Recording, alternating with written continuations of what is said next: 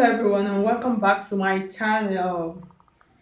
I want to say a very big thank you to all of my subscribers, the old subscribers, the new ones. If you are new to my channel and you have not subscribed already, please don't hesitate to hit on the subscribe button, like my video, share my video, and tell your friends about Stylish Naija YouTube channel, a place where we'll learn lots and lots of new things every week. Actually, today I'm actually going to be teaching you how to cut a freehand 360-degree peplum. What did I say? I said a freehand 360-degree peplum. Yes, this peplum, no calculation, no mathematics, no cracking of the brain. You're just going to be using your free hand. You're just going to be drafting it. You just use your free hand to draw it, and then you cut your peplum, and then you get a perfect pipe peplum like what I'm putting on. As you can see from the video, that was how I cut this. I'd actually finished making this before I just thought of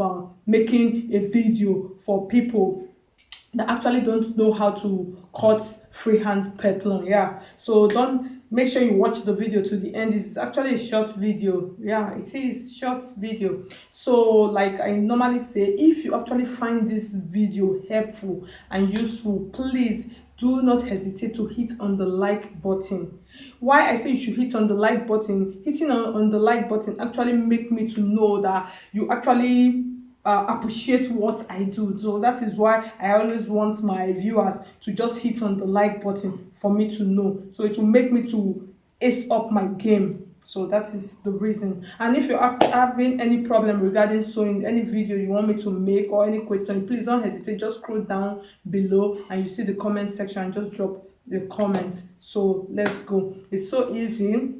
Like for this, the circumference, this is the circumference, that's the down part, that's the width of the peplum. Most times we actually don't really measure the down part, but the radius, that's this part, this upper part, that is the radius. So actually for this illustration, I'm gonna be using this exact measurement. Is 30 inches. The radius is 30 inches. Like I said, this down part, that's the circumference. So most times we don't actually measure, we just measure the length. So and then the length is actually 9 inches. So I'm going to be doing 9 inches length, and then the radius of 30 inches.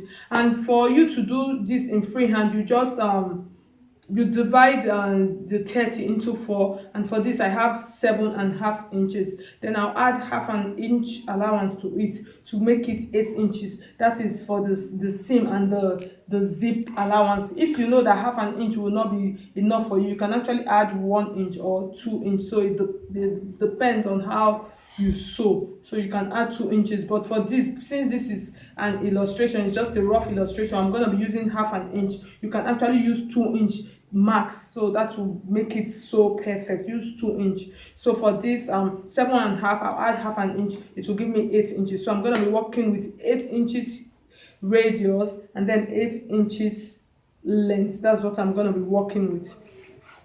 So I'll just fold my fabric like this into 4. I'll fold it into 4. So if I don't want to waste my fabric, I'll just take it like this. Since it is a free hand, you just measure like this. I'm actually not measuring it. For free hand, what you do, when you fold your fabric, you measure before you cut. So that is basically what is about. You measure before you cut. When you measure, if it's not equal, if you're not getting it, you open it up and then you measure again until you get it. When you get it perfectly before you cut, you just don't cut. So I'm gonna be measuring now. I have 15 inches on this side, and then I have 14 inches on this side.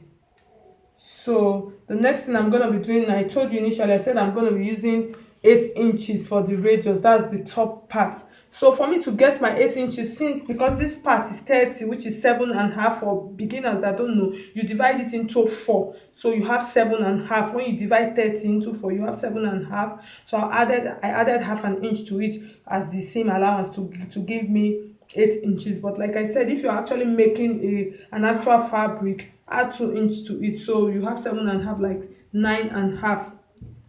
So that is what you'll be doing. So for this, like I said the length is actually 8 inches. You can add 1 inch to it because I actually sewed this and turned with a lining, so you can add between 1 and 1.5 inch for your allowance. That's for the seam allowance. You can add 1 inch, so it will help you to turn if you are going to be lining it. But if you are not going to be using interfacing, what you are going to be doing, you can add 2 inch because you're going to be folding. If you are actually going to be folding, you can add 2 inch to it. So that is that. So for this now, for me to get my 8 inches, what I normally do for the free hand, you just take your tape like this and then come. Most times what I normally do, I'll start with about 4 inches. This is just a rough, like I told you, I said 4 inches. I'll start with 4 inches and then take my tape. I measured 4 inches from here to here, and then I'll take my tape like this and then I put it like this. What I actually want, I said I wanted 8 inches. You can see what I have here is 7 inches. So that means I'll still have to go down a bit. So I'll just take my tape like this again and then measure 5 inches. This is 5 inches now on this side, and then I'll take my tape like this and put it from this 5 inches point and see if I'll be able to get 8 inches. And as you can see, tada, I got 8 inches here. I got 8 inches here. So I'll mark it and just leave it first before I cut. Don't cut, and then measure and check, and from here I'll check if I will be able to get my 8 inches that I told you I was going to be using. So I have 8 inches here now. So even if you want the extra allowance I was talking about, I still have it. So the next thing I'm going to be doing now, I'm going to be ruling my curve. I'm just going to be ruling my curve like this. Like I said, this is a free hand. You know this point that I measured, I used 5 inches here and then use 5 inches here. So I'll just join the lines together like this. So after joining it together like this, you can see my line like this. That's the radius line. After joining it together, before I cut, I'll still measure it. I want it to be perfect. You just put your tape like this and then you measure. You just check it like this and make sure it is the 8 inches. You can see it, the 8 inches is ending there. So I have my perfect 8 inches for my freehand radius, no calculations. So the next thing I'm going to be doing now, I'll just measure my 8 inches like this. So this is my 8 inches from this side, and then take my tape again. I'll come a bit like this and then measure 8 inches like this, and then take my tape again like this and then measure 8 inches on this part, and then take my tape like this and then measure. You can see this point is just 8 inch dot. I just measure it like this and then 8 inches.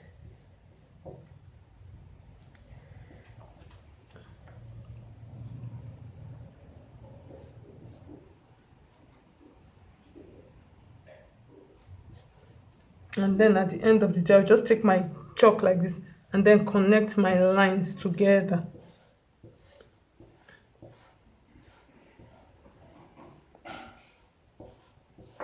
You can see, as you can see, I have my peplum perfectly cut out, perfectly marked out already. That was how I cut this one that I'm putting on. So that I just want you to see it, to know how the freehand method looks like on somebody. This is actually a 360-degree peplum freehand method. So that's what I just did now to show you. Then I'll just take my scissors like this and then just cut it out.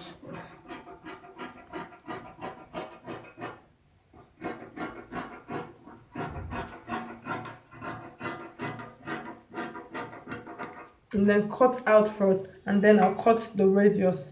Always, anytime you're cutting, always cut. Most times I don't actually advise you to cut on the exact line. Don't cut on the exact line. Cut a little bit above. Cut a little bit above like this. Just cut a little bit above.